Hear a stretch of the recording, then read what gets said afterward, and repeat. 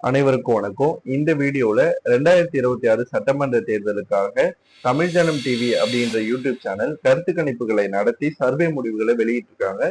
So இவங்க வெளியிட்ட கருத்து கணிப்பு முடிவுகள் படி நம்ம பார்க்கும்போது தமிழ்நாட்டை 6 மண்டலங்களா பிரிச்சிருக்காங்க. அதாவது சென்னை, வட தமிழ்நாடு, கொங்கு தமிழ்நாடு, டெல்டா, தென் தமிழ்நாடு மற்றும் கன்னியாகுமரி அப்படின்ட்டு இந்த ஸ்பிளிட் ஆனது இருக்கு. அதே மாதிரி ஒவ்வொரு மண்டல வாரியா கட்சிகள் பெறுகின்ற வாக்கு சதவீதத்தையும் இவங்க வெளியிட்டிருக்காங்க. இவங்க வெளியிட்ட இந்த கருத்து கணிப்பு முடிவுகள் ஒரு வாரத்துக்கு முன்னாடியே டெலிகாஸ்ட் ஆயிடுச்சு. ஆனா இதை பத்தின ஒரு டீப்பான ஒரு அனாலிசிஸ் பண்ணிட்டு இதை பத்தின இன்சிட்ஸ் அண்ட் எந்தெந்த மண்டல வாரியா கட்சிகள் எப்படி பலமா இருக்கிறாங்க 2021 தேர்தல் முடிவுகள் அடிப்படையில, அப்புறம் பார்லிமெண்ட் வைஸ் ஃபிராக்ஷன்ஸ் எல்லாம் பார்த்துட்டு ஒரு டீப் அனாலிசிஸ் வீடியோ கிரியேட் பண்ணலாம் அப்படின்னு சொல்லிட்டு தான் நான் டைம் எடுத்துக்கிட்டேன். இதுக்கு முன்னாடியே இதை பத்தின ஒரு வீடியோ நான் போட்டிருந்தேன். அன்பார்ச்சுனேட்லி அந்த வீடியோ இப்ப இல்லை.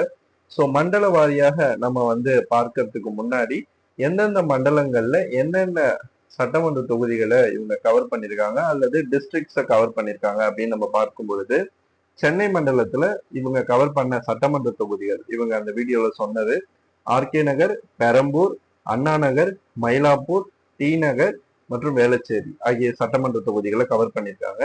வட தமிழ்நாட்டுல திருவள்ளூர், காஞ்சிபுரம், திருவண்ணாமலை, தருமபுரி, கடலூர், விழுப்புரம், கிருஷ்ணகிரி ஆகிய மாவட்டங்களை கவர் பண்ணதா சொல்லியிருக்காங்க. கொங்கு மண்டலத்துல கோயம்புத்தூர், திருப்பூர், ஈரோடு, நாமக்கல், கரூர் ஆகிய மாவட்டங்களை கவர் பண்ணதா சொல்லியிருக்காங்க. டெல்டால திருச்சி, தஞ்சாவூர், பெரம்பலூர், புதுக்கோட்டை, நாகப்பட்டினம், மயிலாடுதுறை ஆகிய மாவட்டங்கள் கவர் பண்ணதா சொல்லியிருக்காங்க.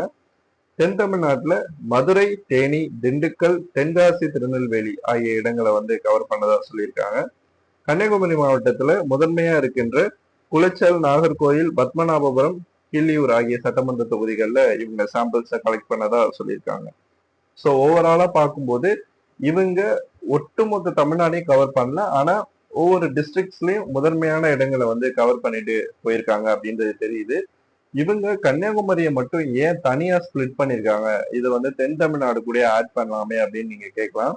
கன்னியாகுமரி எப்பவுமே திராவிட கட்சிகளுக்கு ஒரு ஸ்கோப் இல்லாத ஒரு இடம்னு தான் சொல்லலாம். பெரும்பாலும் அங்க தேசிய கட்சிகளான காங்கிரஸ் அண்ட் பாஜக அப்படின்னு தான் களசூழல் இருக்கும். அது ஒரு போலரைஸ்டு இடம். ஹிந்து போலரைசேஷன் நடக்கும். கிறிஸ்டியன் அண்ட் முஸ்லிம் கன்சாலிடேஷன் ஒரு சைடு இருக்கும், ஒரு சைடு ஹிந்து போலரைசேஷன் இருக்கும். ஸோ இதை மீறி தான் அங்கே கட்சிகள் வெற்றி பெறணும். ஒரு முறை கலைஞர் அவர்கள் சொல்றப்ப கூட திருநெல்வேலி நமது எல்லை, கன்னியாகுமரி நமக்கு எப்போதும் தொல்லை அப்படின்னு சொல்லியிருக்காரு. ஏன்னா அங்க திராவிட கட்சிகளுக்கான அந்த ஒரு எசன்ஸே அங்க இருக்காது. அந்த மக்களினுடைய மைண்ட் செட் அப்படின்றது ஒரு நேஷனலிசம் சார்ந்ததா இருக்கும். தேசிய கட்சிகளுக்கு வாய்ப்பு கொடுக்கின்ற ஒரு இடமாவும் இருக்கும். கேரளாவை ஒட்டி வர்றதுனால எல்டிஎஃப், யூடிஎஃப் அப்படின்ற அந்த ஃபேக்ஷனோட சென்டிமெண்ட் இந்த கிள்ளியூர், குளச்சல் கிட்ட எல்லாம் ரொம்ப அதிகமாவே இருக்கும். ஒரு காலத்துல கூட்டணி கட்சிகளுக்கு கொடுக்கப்படுகின்ற இடங்கள் அதிகமா கன்னியாகுமரியை சேர்ந்ததா தான் இருக்கும். ஏன்னா அங்க பொதுவாகவே திராவிட கட்சிகள் கண்டெஸ்ட் பண்றது இல்லை அதிக அளவுல, ஒரு சில இடங்களை தவிர்த்து. திமுகவாவது சில இடங்கள்ல பலமா இருக்கு, ஆனா அதிமுகவுக்கு அங்க ஒரு ஸ்கோப் கூட இல்லைன்னு சொல்லலாம். எம்ஜிஆர் அவர்கள் ஃபர்ஸ்ட் தேர்தல் கண்டெஸ்ட் பண்ணும்போது அங்க கன்னியாகுமரி மாவட்டத்துல 2 தொகுதிகளை வெற்றி பெற்றார். அதுக்கு அடுத்து எலெக்ஷன்லயே அவர் அந்த 2 தொகுதியை இழந்தாரு. அதுக்கப்புறம் கன்னியாகுமரியில அதிமுக வெறும் இறங்கு முகம் தான். 2011 மட்டும் கன்னியாகுமரியில கன்னியாகுமரி சட்டமன்ற தொகுதியில அதிமுக வெற்றி பெற்றது. இப்பவும் கூட்டணியில தளவாய் சுந்தரம் அவர்கள் வெற்றி பெற்று இருக்கிறார் எம்எல்ஏவா. சோ இப்போ நம்ம ஒவ்வொரு மண்டல வாரியா கட்சிகள் பெறுகின்ற வாக்கு சதவீதத்துக்குள்ள போயிடலாம். சென்னை மண்டலம், இங்க அதிமுக 33.3%, தாவேகா 33.3%, டிஎம்கே 28.1%, என்டிகே 3%, அதர்ஸ் 2.2%. ஸோ இந்த சாம்பிள்ஸ் நம்ம பார்க்கும்போது டிஎம்கேவை இவங்க ரொம்ப அண்டர் எஸ்டிமேட் பண்ணிருக்காங்களோ அப்படின்னு எனக்கு தோணுது. ஏன்னா திமுகவினுடைய கோர் ஓட்ஸ் இருக்கிற இடமே சென்னை மண்டலம் தான். ஸோ 20% கிட்ட, அதாவது 30க்கு கீழே தான் திமுக குறையறதுக்கான வாய்ப்புகள் ரொம்ப ரொம்ப கம்மி அப்படின்னு நான் பாக்குறேன். அதிமுகவுக்கு இது ஒரு ஓவர் எஸ்டிமேஷனா இருக்கு. ஏன்னா அதிமுக கடந்த தேர்தலில் மிகப்பெரிய பின்னடைவை சந்திச்சுட்டாங்க சென்னை மண்டலத்துல. ஸோ டிவிகே வர்றதுனால ஃபர்தரா அவங்க 3வது இடத்துக்கு போறதுக்கான வாய்ப்பு தான் அதிகமா இருக்கு. அடுத்தது வட தமிழ்நாடு. இங்க கொடுக்கப்பட்டுள்ள எண்ணிக்கை அப்படின்னு பார்த்தோம்னா டிவிகே 37.1%, அதிமுக 32.6%, திமுக 21.3%, என்டிகே 3.4%, அதர்ஸ் 5.6%.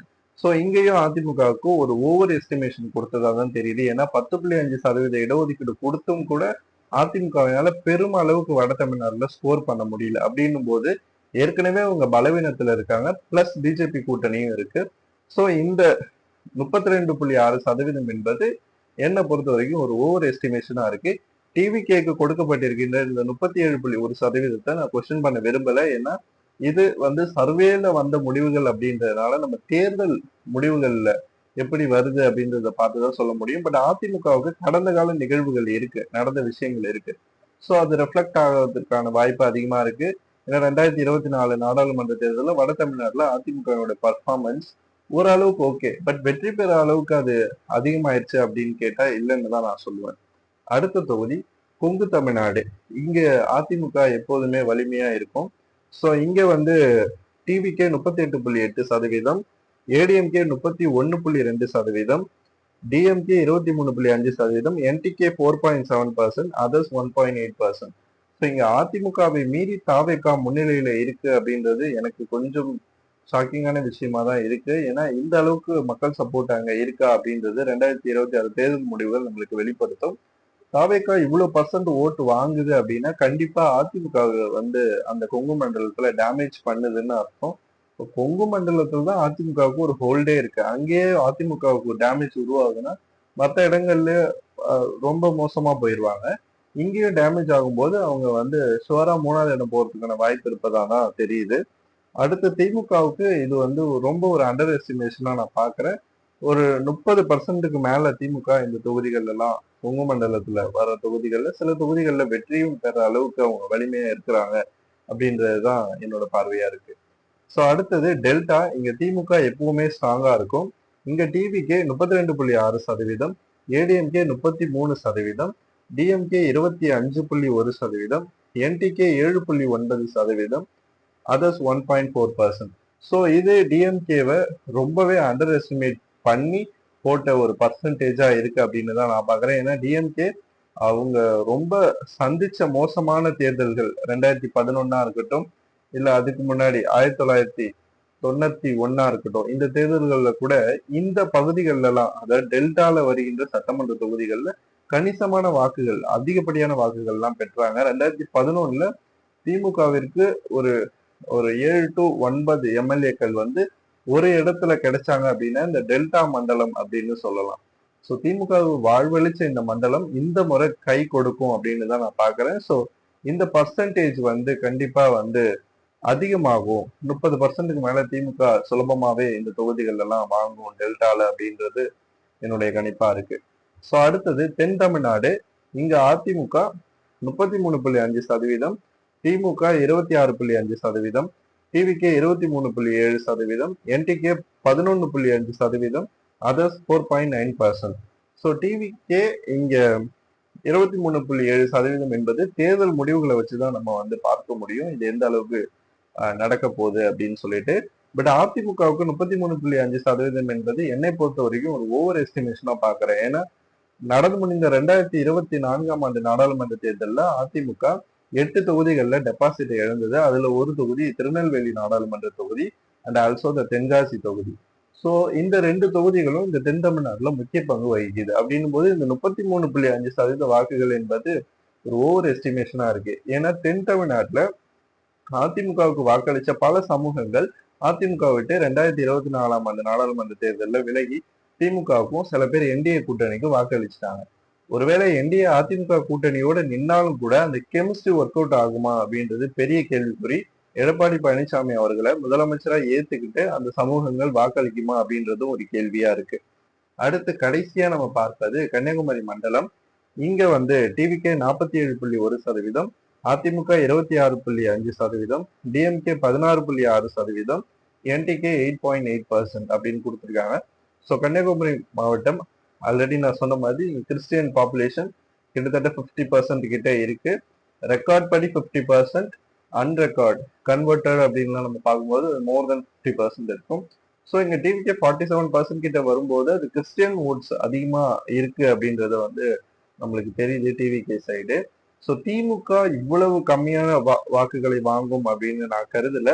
மாறாக அதிமுக வேணா 3வது பொசிஷன் போலாம். பட் இங்க திமுகவுக்கு ஒரு ஸ்ட்ராங் ஹோல்டு இருக்கு சில தொகுதிகள் எல்லாம். ஈவன் அவங்க அமைச்சர் கூட இங்க இருக்கிறாரு. அதனால இந்த நம்பர்ஸ் வந்து கொஞ்சம் டவுட்டா இருக்கு. தாவேக்காவை பொறுத்த வரைக்கும் நியர்லி இந்த 47% என்பது உண்மையா நடக்குமா அப்படின்னா தெரியல. 2026 சட்டமன்ற தேர்தல் முடிவுகள் நம்மளுக்கு வந்து இதுக்கான விடையை சொல்லும் அப்படின்னு நான் கருதுறேன். ஸோ ஓவராலா நம்ம இந்த பர்சன்டேஜஸ் பார்க்கும்போது டிவிகே 35%, ஏடிஎம்கே 32%, டிஎம்கே 23%, அதர்ஸ் 10% எடுத்து லீடிங்ல இருக்காங்க. ஸோ இது ஓட் பர்சன்ட் தான். அவங்க சீட் ஷேரை சொல்லலாம் அந்த சேனல். ஸோ சீட் ஷேர் நம்ம பார்க்கும்போது இதுக்கு முன்னாடி நடந்த ஒரு தேர்தலை எடுத்துப்போம். 1977 எம்ஜிஆர் அவர்கள் வெற்றி பெற்ற தேர்தல். அந்த தேர்தலில் மட்டும்தான் ஆளுங்கட்சி 30%க்கு மேல ஓட்டு எடுத்து வின் பண்ண ஒரு தேர்தல்னு சொல்லலாம். அப்போ அவர் 33% 144 சீட்டை கன்வெர்ட் பண்ணாரு. ஸோ இங்க 35% இவங்க டிவிகேக்கு கொடுத்துருக்காங்க.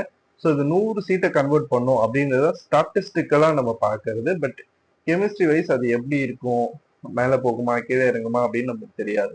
அடுத்தது ஏடிஎம்கேவை பொறுத்த வரைக்கும் 32% கொடுத்துருக்காங்க. 32%க்கு ஆளுங்கட்சியான 35% எடுத்து டிவிகே முன்னாடி போச்சுன்னா அதிமுகவினால 60 சீட் வரைக்கும் தான் கன்வெர்ட் ஆக முடியும். திமுகவுக்கு இவங்க கொடுத்துருக்க 23%க்கு சேம் அந்த கிட்டத்தட்ட அந்த லீட் கிட்ட தான் 40 to 50 சீட் கிட்ட வரலாம். அதர்ஸ்க்கு 0 சீட்ஸ் தான் இருக்கும். பட் இந்த எஸ்டிமேஷன் 2026ல எப்படி இருக்கும் அப்படின்னு நம்மளுக்கு தெரியாது. இவங்க சொன்ன இந்த கருத்து கணிப்பு சாம்பிள்ஸ் அடிப்படையில தான் இதை பார்க்கிறோம். பட் கள சூழல் எந்த அளவுக்கு இருக்கும், சீட் கன்வெர்டபிலிட்டி எப்படி இருக்கும் அப்படின்றத 2026 தேர்தல் முடிவுகள்ல வாக்கு எண்ணிக்கை அன்னைக்குதான் நம்மளுக்கு வந்து தெரிய வரும். ஸோ இது போன்ற இன்னும் ஒரு சுவாரஸ்யமான தேர்தல் கருத்து கணிப்பு முடிவுகளோட உங்களை சந்திக்கிறேன். நன்றி.